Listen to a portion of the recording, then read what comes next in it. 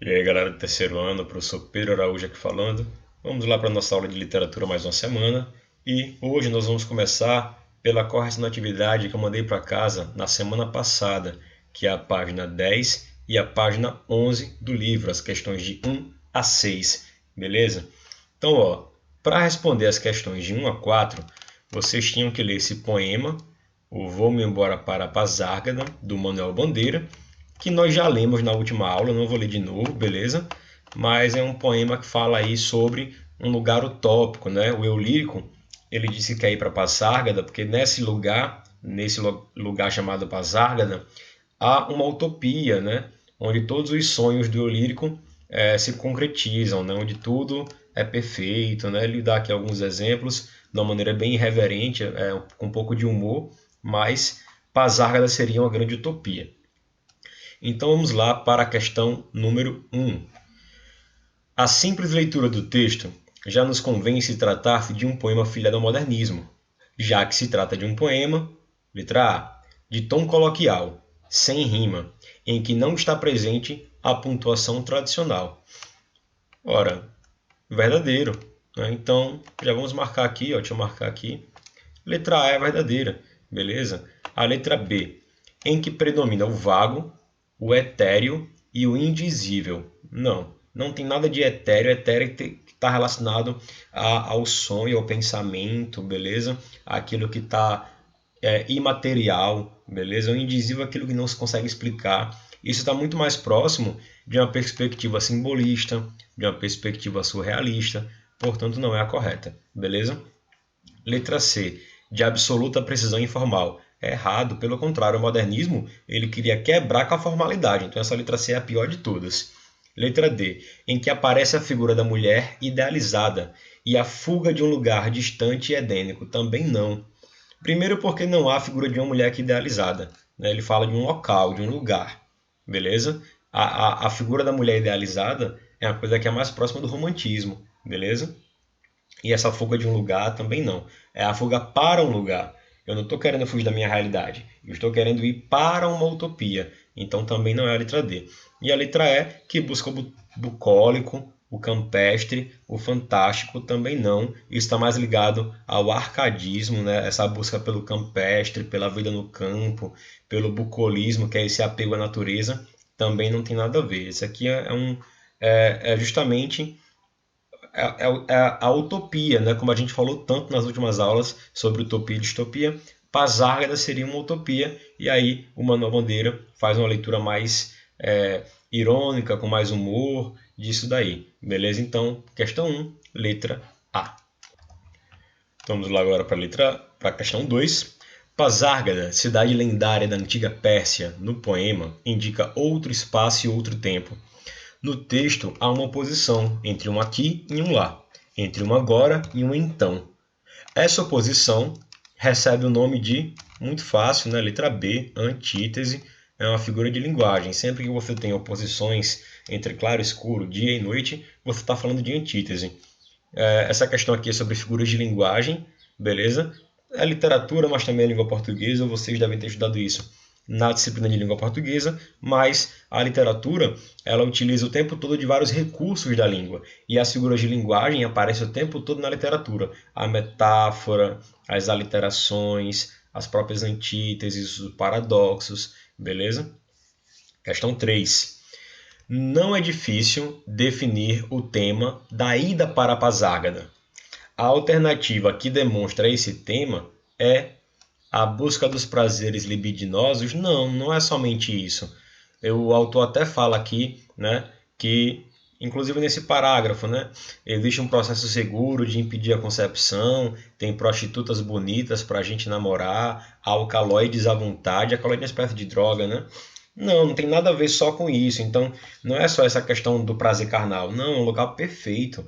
Um lugar em que você lembra da infância, de histórias de você menino, de ir para o rio quando estiver cansado, de poder caminhar, fazer ginástica, bicicleta.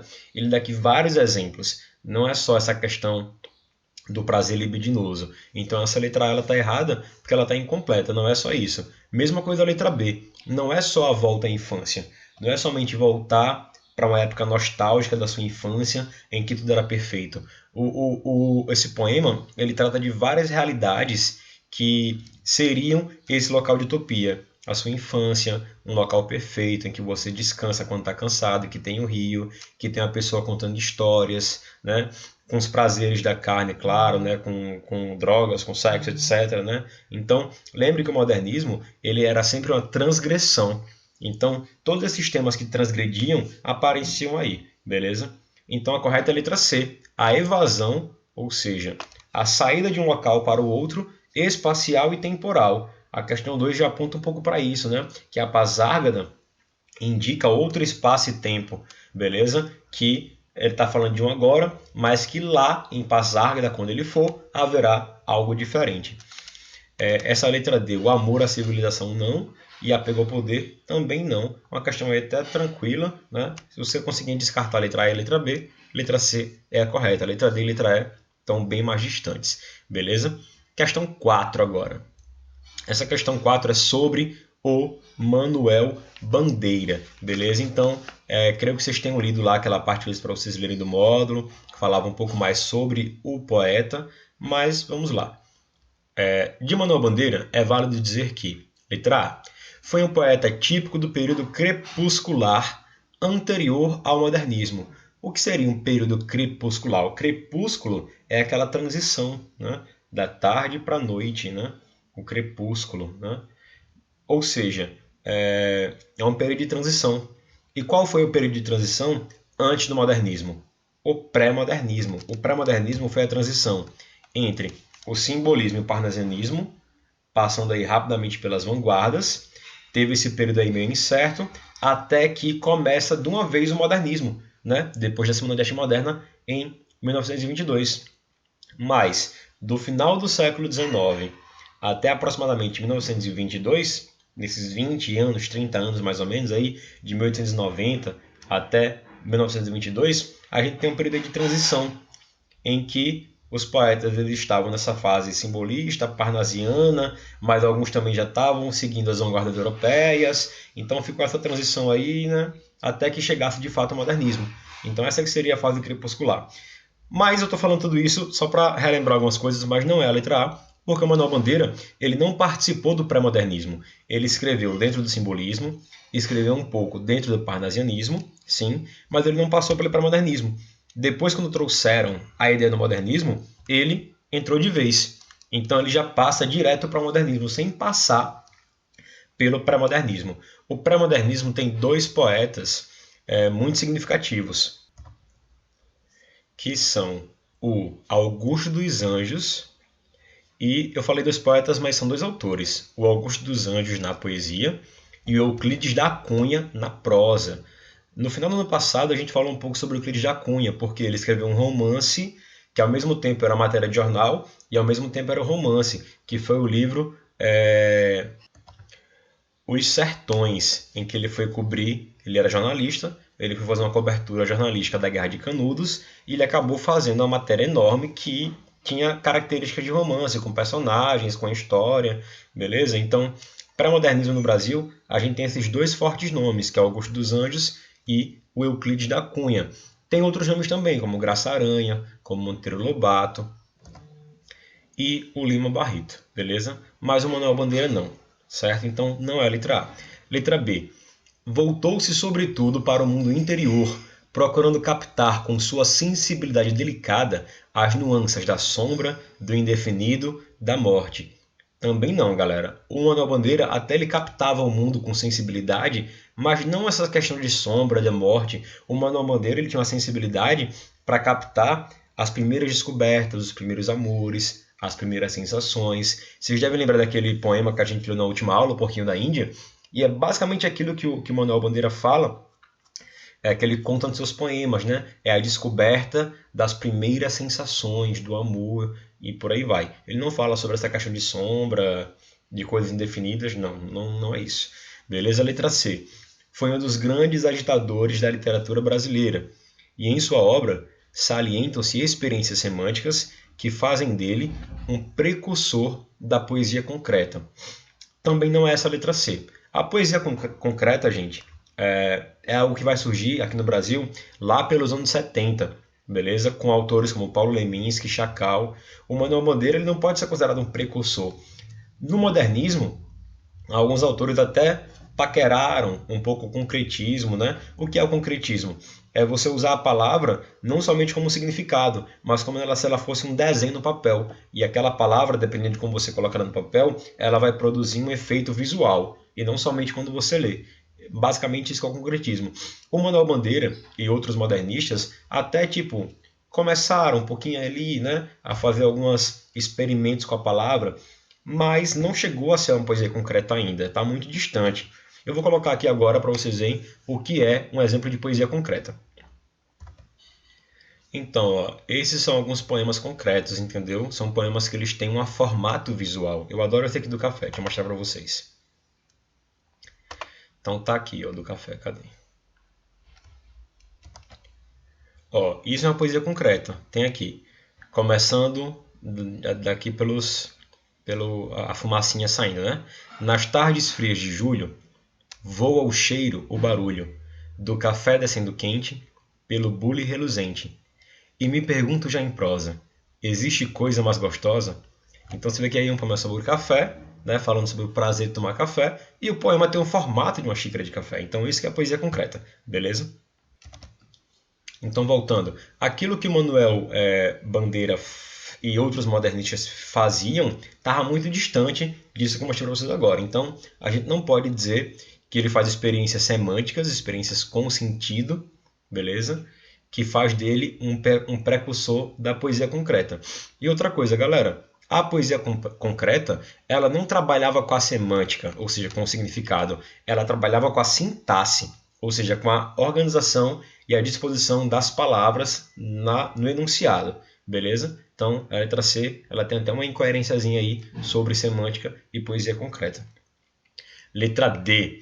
Soube conciliar a notação intimista com o registro do mundo interior, e sua obra poética abrange desde poemas de tom parnasiano até experiências concretistas. Correta, a letra D está certa. Ele soube conciliar essa coisa mais intimista, do falar do sentimento, dos olhares, com o mundo exterior, certo? E a sua obra poética ela vai desde o parnasianismo até as experiências com o concretismo. Vocês devem lembrar, lá algumas páginas atrás, que o Manuel Bandeira tem 3 fases. Começa na fase simbolista, com um pouco de parnasianismo, passa pelo moderno e termina no pós-moderno. Então, no pós-moderno é que começa a ter aí alguma paquera com a poesia concreta, beleza? Então, letra D é a correta. Questão 5 é uma questão do Enem, beleza? Aí tem aí, ó, Poética, de Manuel Bandeira. É quase um manifesto do movimento modernista brasileiro de 1922. No poema, o autor elabora críticas e propostas que representam o pensamento estético predominante da época. Então vamos lá para a leitura desse poema. Poética. Estou farto do lirismo comedido, do lirismo bem comportado, do lirismo funcionário público, com livro de ponto expediente, protocolo e manifestações do apreço ao senhor diretor. Estou farto de lirismo que para e vai averiguar no dicionário o cunho vernáculo de um vocábulo. Abaixo os puristas. Quero antes o lirismo dos loucos, o lirismo dos bêbados, o lirismo difícil e pungente dos bêbados, o lirismo dos clowns de Shakespeare. Não quero mais saber do lirismo que não é libertação. Esse poema realmente ele tem tudo a ver com o modernismo, porque ele fala o quê? Que ele está cansado do lirismo, ou seja, do verso, da poesia, comedida, comportada, que tem que vir no dicionário, né? Que parece um funcionário público que bate ponto, todo certinho, com métrica. Não, abaixo o purismo, né? Os puristas eram as pessoas que gostavam da poesia pura, né? Da poesia mais clássica, mais tradicional. E o que é que ele fala? Eu quero o lirismo dos loucos, a liberdade, né? Ele não quer saber de um lirismo que não é libertação. Beleza? Então, creio que ficou bem claro aí a ideia desse poema dele, que faz essa forte crítica aí à poesia tradicional. Beleza? Com base na leitura do poema, podemos afirmar corretamente que o poeta A. Critica o lirismo louco do movimento modernista. Não, ele não critica o lirismo louco. Pelo contrário, ele critica o lirismo comedido, o lirismo certinho, o lirismo formal. Ele elogia o lirismo louco, é o que ele quer. Então essa letra A está errada, beleza? B. Critica todo e qualquer lirismo na literatura, também errado, questão fácil, viu? C. Propõe retorno ao lirismo do movimento clássico. Nunca, isso aqui é o que ele está criticando, como é que vai propor o retorno ao clássico? Não. Letra D. Propõe o retorno do movimento romântico. Também não. Letra E. Propõe a criação de um novo lirismo. Essa letra E, essa questão aqui do Enem, fácil, fácil. E vamos para a última questão, que eu passei como dever de casa, que é uma questão sobre esse poema aí chamado O Último Poema. Esse poema está presente no livro Libertinagem, do Manuel Bandeira, e ele é, de fato, o último poema do livro. Então ele se chama Último Poema, porque ele fala sobre como ele quer que o último poema dele seja, e, coincidentemente, também é o último poema do livro, né? Uma espécie aí de metapoesia, né? Como se esse último poema não simbolizasse somente como ele queria que o último poema dele fosse, mas ele também é o último poema do livro. Vocês pegaram o trocadilho aí, né? Vamos lá. Assim eu quereria o meu último poema, que fosse terno, dizendo as coisas mais simples e menos intencionais, que fosse ardente como um soluço sem lágrimas, que tivesse a beleza das flores quase sem perfume, a pureza da chama em que se consomem os diamantes mais límpidos, a paixão dos suicidas, que se matam sem explicação. A gente já tinha lido, mas eu quis ler de novo para refrescar a memória. Nesse texto, ao indicar as qualidades que deseja para o último poema, o poeta retorna dois temas centrais de sua poesia. Um deles é a valorização da simplicidade e o outro é, vamos lá, letra A verificação da inutilidade da poesia diante da morte. Não, o Manuel Bandeira ele não fala que a poesia é inútil diante da morte, jamais, nenhum poeta fala isso. B. A coincidência da morte com o máximo de intensidade vital. Gente, essa aqui é a correta, é a letra B, certo? Vocês devem lembrar de alguns poemas dele que tratam sobre essa questão da morte, porém com um tema um pouco mais leve, como daquele poema Pneumotórax, beleza? Esse último verso aqui, ó, a paixão dos suicidas que se matam sem explicação, como se isso fosse uma espécie de qualidade, e aí, antes disso tudo ele cita várias coisas muito intensas, né? A beleza das flores, a pureza da chama, né? Enfim, o choro ardente. Então, essa coincidência da morte com a total intensidade, beleza? C. A capacidade própria da poesia de eliminar a dor, também não. Letra D. A autodestruição da poesia em um meio hostil à arte. Jamais isso aqui. A poesia ela nunca se autodestrói. Mesmo quando a poesia ela se é autodepreciativa, você tem uma metapoesia falando sobre o próprio poema. Então, isso já é um recurso artístico. E letra E, a aspiração a uma poesia pura e lapidar, afastada da vida. Também não. Manuel Bandeira, como bom modernista que ele era, ele jamais ia fazer uma poesia distante da realidade da vida dele. O modernismo traz muito essa questão do cotidiano para dentro da poesia. Então, não é a letra E. Deixa eu apagar aqui. Beleza? Letra B. E aí, a gente termina essa correção, certo? Essa questão 7, eu não passei para casa, mas vamos fazer ela, beleza? E aí, eu vou deixar para casa as demais questões e vamos adiantar o assunto, né? Porque já vamos aqui em quase 20 minutos de aula e precisamos ainda estudar um pouco sobre o Mário de Andrade e sobre o Oswald de Andrade. Mas antes, vamos fazer essa questão 7. Eu prometo que é a última por hoje. E aí vocês fazem em casa a questão 8, 9 e 10. Beleza? Mas vamos lá. Questão 7. É aquele poema um pouquinho da Índia. A gente já leu, eu não vou ler de novo. Você pode dar um pause agora e ler agora na tela. Mas vamos direto para a questão, certo? O aspecto sentimental nesse poema dá-se pelo uso de forma modernista. Aí vem aí as alternativas. Letra A. Dos diminutivos, demonstrando ser um eu lírico carinhoso e com um olhar menos duro da realidade. Gente, essa letra A aqui é a correta. O aspecto sentimental nesse poema, ele acontece justamente porque o eu lírico usa vários diminutivos. Quando ele fala aqui, ó, porque o bichinho só queria estar debaixo do fogão. Levava ele para a sala, para os lugares mais bonitos, mais limpinhos. não fazia nenhum caso das minhas ternurinhas. Então, é justamente essas palavras no diminutivo, o bichinho, as minhas ternurinhas, mais limpinhos, que dão um aspecto sentimental. Se aqui fosse para os lugares mais bonitos, mais limpos, você perde um pouco de sentimento. Se você falasse assim, não fazia nenhum caso das minhas ternuras, também você perde um pouco de sentimento. Então você falar das minhas ternurinhas, os lugares mais limpinhos, você adiciona um tom mais sentimental. E é isso que ele faz, beleza? Então o uso dos diminutivos acaba trazendo um pouco de sentimentalidade para o poema, beleza? Então a letra B está errada. De um lírico adulto rememorando de forma fugaz um episódio que não o faz se sentir feliz com a vida que tem. Nada a ver, gente. O fato de ele lembrar desse episódio não quer dizer que ele é infeliz com a vida atual. O poema não quer dizer isso. Isso aqui é uma conclusão totalmente errada. Letra C. De animais, pois fazem com que o leitor libere seu lado emocional sobre os animais de estimação. Gente, só colocar animais de poema não faz o poema virar sentimental. Tem nada a ver. É a modo como você trata. Não basta ter animais de poemas, né? Você tem que trabalhar de uma forma que você consiga atingir o emocional. Então, não basta dizer que é só animais. E só ter animais faz com que o leitor libere seu emocional. Não, posso falar que no animal sendo maltratado, isso não vai liberar emoção nenhuma. Então, você tem que trabalhar da forma adequada. Letra D. Da linguagem coloquial atrelada ao fato de os animais apresentarem uma linguagem livre. Também não, gente. Se fosse uma fábula em que os animais falam, aí beleza, mas nada a ver a linguagem coloquial junto com os animais apresentarem linguagem livre, não.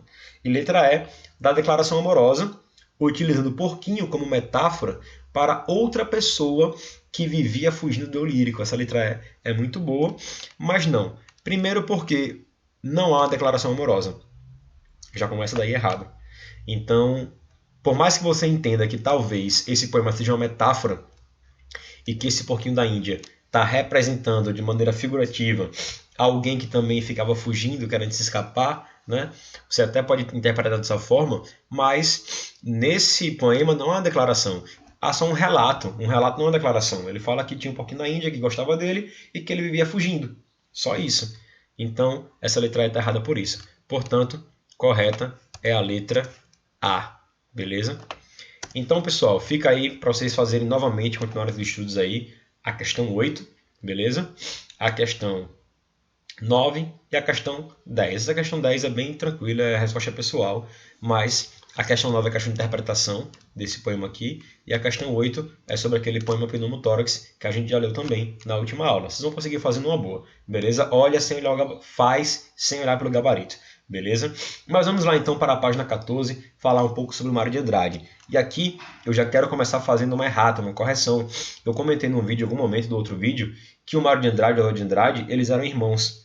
Na verdade não. Muita gente confunde, inclusive eu confundo às vezes. Eu esqueço, na verdade, que eles não são irmãos. Porque eu passei tanto tempo achando que eles eram irmãos, que quando eu vim estudar modernismo a fundo na faculdade e descobri que eles não eram irmãos, às vezes eu acabo esquecendo um pouco. Mas enfim, eles eram só conhecidos, eram amigos, inclusive eles brigaram em algumas ocasiões porque eles discordavam de alguns rumos que o modernismo precisava tomar. Então eles não eram irmãos, eles só tinham o mesmo nome, foi uma grande coincidência, mas eles trabalharam juntos no modernismo, organizaram a Semana de Arte Moderna, né? Mas em alguns momentos eles até se separaram, assim, divergiram, porque um achava que o modernismo deveria seguir por tal caminho, outro por outro, e por aí vai.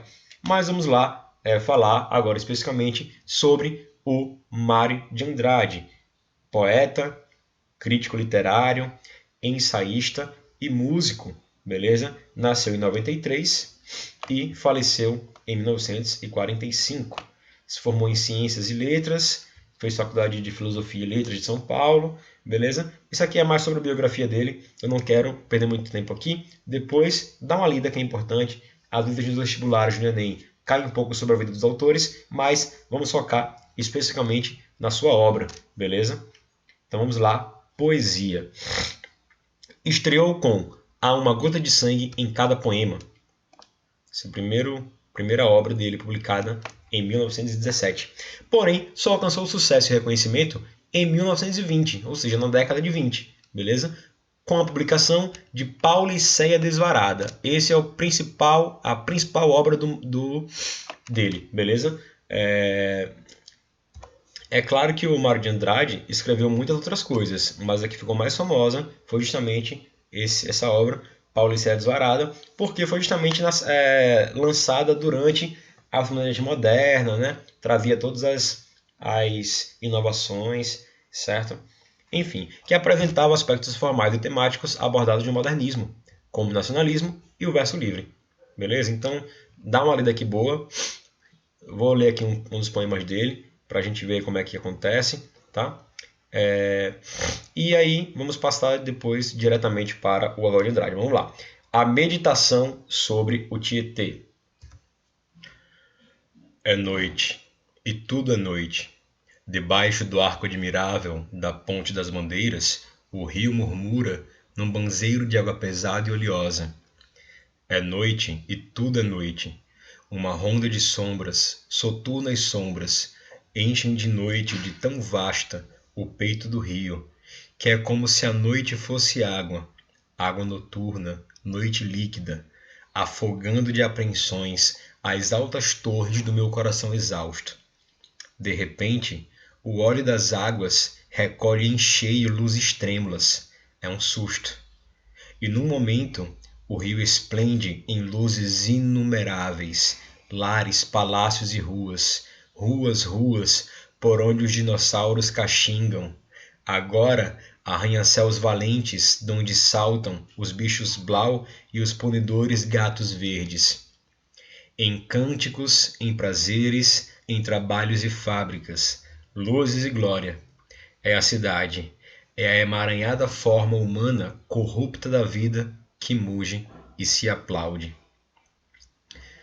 Então, muito legal esse poema aqui. Você vai ver que ele usa aqui uma linguagem bem informal.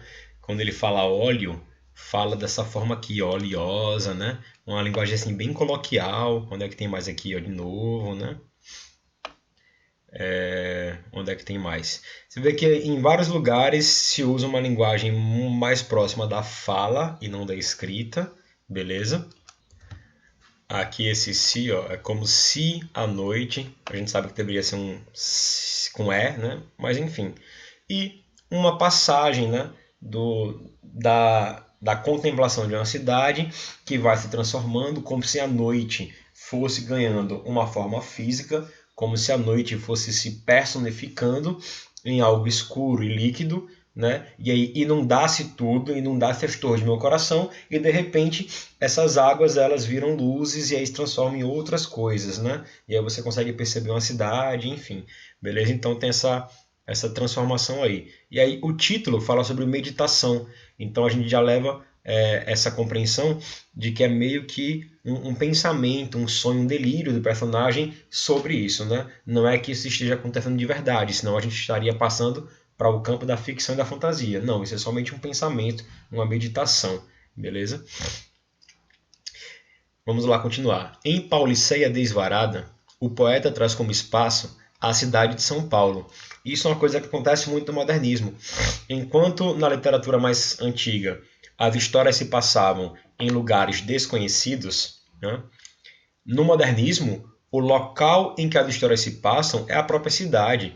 E você, inclusive, cita lugares da cidade, né? Como a Avenida Tal, Palácio Tal, né? Uma história que se passa aqui em Maceió ia estar à frente da Avenida Lima, né? A Praia da Ponta Verde, e lugares que realmente existem. Então é como se a realidade do livro e a realidade nossa se misturassem, né? E aí você acaba conferindo um tom mais cotidiano e mais próximo da realidade da literatura em relação ao leitor, porque quando ele fizer aquela leitura, ele vai reconhecer aqueles lugares. E aí ele vai sentir como se essa história ela ganhasse mais verdade, ganhasse mais verossimilhança. Beleza? Os poemas irão abordar temas universais, estabelecendo, porém, uma relação com a cosmopolita capital paulista. Por exemplo, o poema Inspiração, que abre o livro, evidencia uma declaração de amor à cidade, lugar onde se dará o encontro entre o eu lírico e a civilização do país. E aí está aqui o poema Inspiração, né?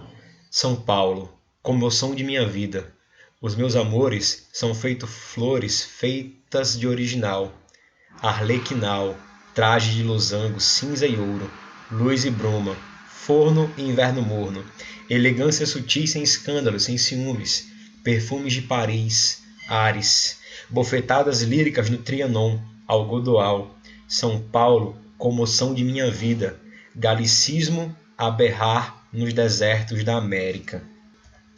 Então, o poema ele tem versos livres, né? Eles não têm métrica, tem algumas rimas, né? Algumas aliterações, algumas repetições, beleza? Mas fala de São Paulo, né? Das flores, da luz da bruma, do inverno morno, né? Aqui fala sobre o Trianon, que é um parque que fica em frente ao MASP, ao Museu de Arte de São Paulo. O algodoal, né? Porque muito tempo São Paulo plantou algodão, né? São Paulo e outros lugares do Brasil, né? O galicismo, que é a gíria, né? O galicismo é o modo de falar, é a maneira como se fala, né? Gírias, o sotaque, né? Então, galicismo de São Paulo. Então, realmente falando aí sobre a cidade de São Paulo. Vocês vão ler isso aqui, beleza? Com mais calma. Aí, ó, logo depois, sobre essa parte aqui que fala sobre o Mário de Andrade, tem umas atividades. Tem esse videoclipezinho aqui, ó, que eu quero que vocês assistam. É só clicar aqui no livro digital que vai abrir o clipe, beleza? Eu não vou colocar o clipe agora porque vai ficar um vídeo dentro do vídeo, mas depois vocês clicam lá no capítulo 20, lá na plataforma, né? Abre lá o capítulo 27 digital e abre aqui esse clipe para vocês assistirem, que é bem legal. Eu já assisti, mas não vou colocar aqui para vocês, beleza? Enfim, nossa aula já está chegando em 30 minutos de novo, beleza? Vocês dão a lida aqui nessa parte sobre o Mário de Andrade. Na próxima aula eu vou recapitular melhor. E aí vocês vão responder também as atividades da página 20, que essa aqui é só sobre poemas de Mário de Andrade, beleza? Da página 20 e da página 21, beleza? 22... vamos fazer da 20, 21 e 22, porque aí já fecha. E aí na próxima aula eu faço a correção e já entro no Oswald de Andrade, beleza? Só antes da gente encerrar, deixa eu falar um pouco sobre a prosa do Mário de Andrade, que ele escreveu um livro muito bom chamado Macunaíma, que é conhecido como os maiores livros já escritos no Brasil. Então, a gente estava vendo aqui até agora um pouco da poesia do Mário de Andrade, mas ele também escreveu prosa. E na sua prosa se destacam dois livros. O primeiro é esse aqui, ó, Amar, verbo intransitivo, beleza? Acho que esse foi o primeiro e tal, né? O enredo apresenta cenas de uma família burguesa na cidade de São Paulo, na década de 1920. O patriarca da família, Felisberto Souza Costa, contrata uma professora de alemão, Fräulein Elsa, para ser tutora dos filhos. Porém, ela acaba por servir de professora do amor, iniciando o primogênito na vida sexual. E aí o romance é uma crítica aos livros dos burgueses da época, enfim. Dá uma lidinha aqui, bem legal esse livro aí. Mas tem um outro livro dele, que é ainda melhor, que é justamente esse livro aqui, Macunaíma, que é um livro que fala também sobre a cultura indígena. O modernismo, ele acaba voltando, mais uma vez, assim como o romantismo já fez, para essa temática do índio, beleza? Só que agora de uma maneira muito mais madura, né? Os românticos, quando eles falaram sobre o índio, lá no romantismo, foi de uma maneira bem... uma visão bem estereotipada, né? Como se o índio fosse somente um guerreiro, um lutador, né? Uma visão bem distante da realidade. Já que não, né? Ele traz aí algumas questões bem reais assim sobre a cultura indígena, beleza? Então é um livro bem legal, falar sobre esse personagem, o Macunaíma, certo? E aí vocês também dêem uma lida aqui e passem para as questões. Nós vamos ficar por aqui. Façam as questões, vejam a videoaula. Eu vou deixar também, galera, por favor, o seguinte. Sempre que vocês verem a videoaula, eu estou colocando a videoaula como se ela fosse uma atividade avaliável. O que isso significa? Significa que quando vocês assistirem a videoaula, vai aparecer para vocês um botão chamado Concluir Tarefa. Sempre cliquem nesse botão. Ah, mas não teve tarefa, foi só um vídeo, mas clica. Se apareceu aquele botão, clica. Por quê? Porque eu consigo ver quem terminou a tarefa, ou seja, eu consigo ver quem assistiu o vídeo. Se você só entra, assiste e sai, eu não tenho como saber uma confirmação se você assistiu a videoaula ou não. Então, por isso que tem aquele botão lá. Então, sempre que você assistir uma videoaula, clique lá em concluir tarefa. Tudo que você abrir, clique lá em concluir tarefa para eu saber que você entrou, que você acessou. Porque quando você clica lá, eu consigo ver quem foi, a hora que foi, beleza?